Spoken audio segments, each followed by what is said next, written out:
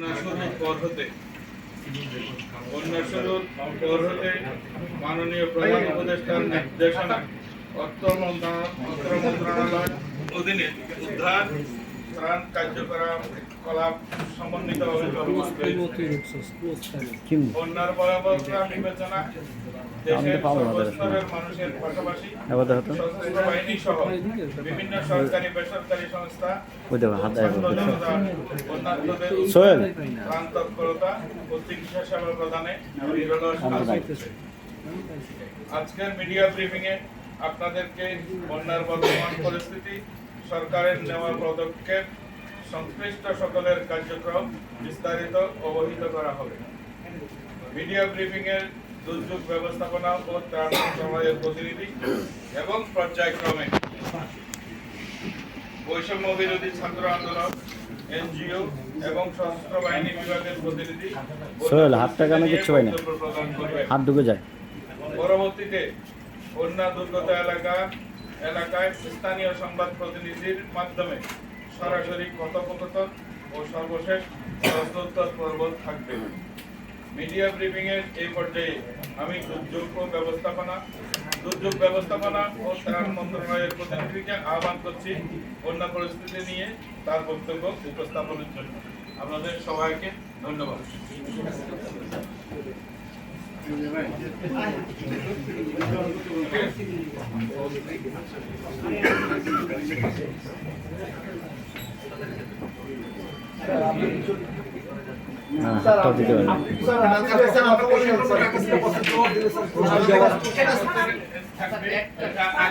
আপনি তো বন্যাক্রান্ত এলাকায় গিয়েছিলেন, আপনি বলবেন না?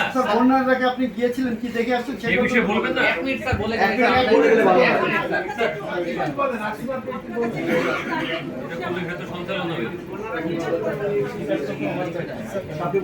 সোহেল, এক হাত দিয়ে কাজ করেন। হ্যান্ডেল দিয়ে কাজ করতে পারেন না সোহেল ভাই, চল ভাই, দেখেন আপনি হাতটা রাখলে আমি পুরো ফেস ব্লক হয়ে যায়। হ্যান্ডেল দিয়ে কাজ করেন, হ্যান্ডেল ধরো।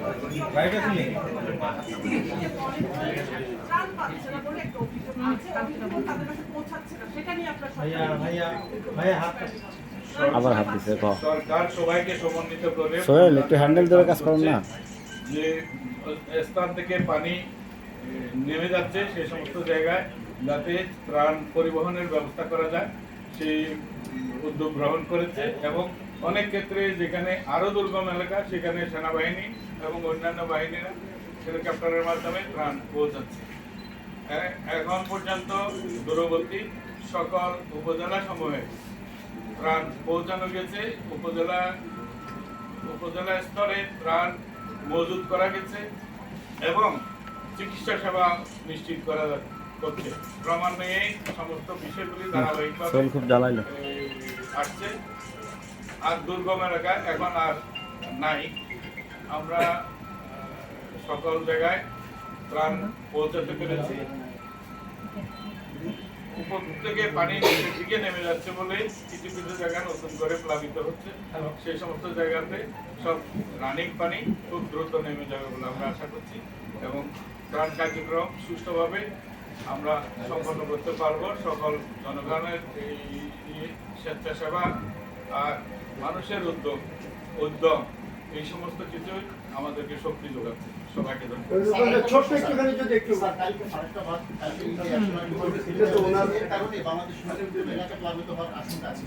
এই বিষয়ে পানি উন্নয়ন মন্ত্রণালয় বলতে পারবে। এখনো পর্যন্ত আমাদের যা জানা আছে এই ধরনের নতুন কোন এলাকা এখনো প্লাবিত হয়নি। আপনাদের তথ্য বলা হচ্ছে। এখন আমরা দেখছি যে হচ্ছে এই বিষয়ে মন্ত্রণালয় বলবে, আপনাদেরকে মন্ত্রণালয় ব্রিফ করবে।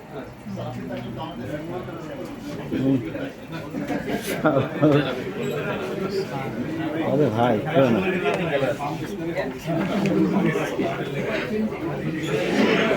সংখ্যা হচ্ছে 541।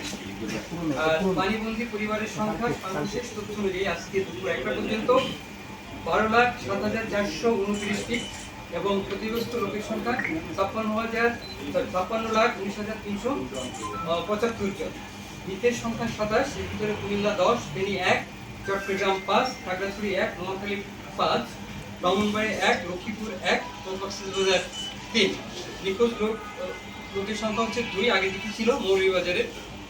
আমরা এ পর্যন্ত 3,886টি আশ্রয়কেন্দ্র খুলেছি 11টি জেলাতে, এবং আশ্রয়কেন্দ্রের লোকের সংখ্যা 5,09,728, এবং পাশাপাশি 34,421টি গবাদি পশুর আশ্রয়ের ব্যবস্থা করা হয়েছে।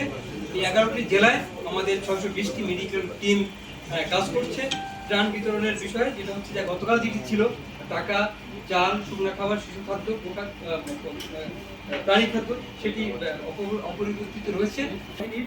এবং আমাদের সিভিল সার্ভিস কার্যালয়ের চিকিৎসা কেন্দ্র তারা নিরলসভাবে কাজ করে যাচ্ছেন। পাশাপাশি প্রাইভেট ক্লিনিক, অন্যান্য হসপিটাল এবং স্বাস্থ্যসেবা প্রতিষ্ঠান তারাও কিন্তু স্বাস্থ্যসেবা কাজ করে যাচ্ছেন। আমরা সার্বক্ষণিকভাবে মন্ত্রণালয়